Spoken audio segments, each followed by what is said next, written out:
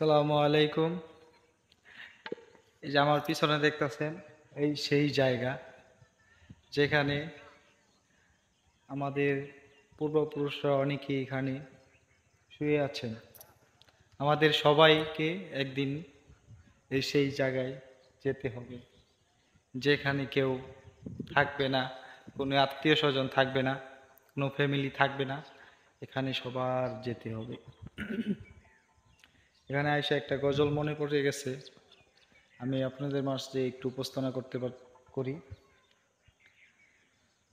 থাকতে হবে নিরালায়, একা একা বাস্তলায়। থাকতে হবে নিরালায়, একা একা বাস্তলায়।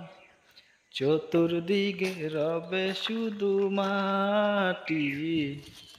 ওই কবরে যেতে হবে, রইবে না কেউ সাথী। ওই কবরে যেতে হবে, রইবে না কেউ সাথী।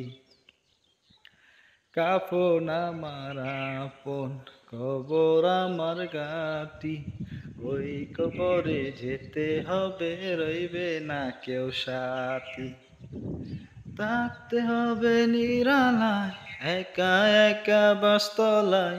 থাকতে হবে নিরালায়, একা একা বাস্তলায়। চতুর্দিকে রবে শুধু মাটি। ওই কবরে যেতে হবে, রইবে না কেউ সাথী।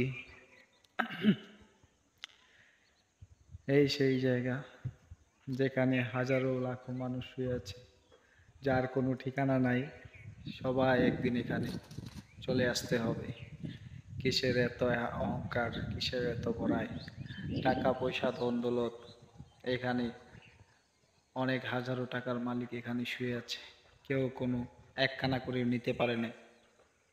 এমনি সবারই একদিন এই জায়গায় যেতে হবে। সবাই ভালো থাকবেন, সুস্থ থাকবেন। আসসালামু আলাইকুম।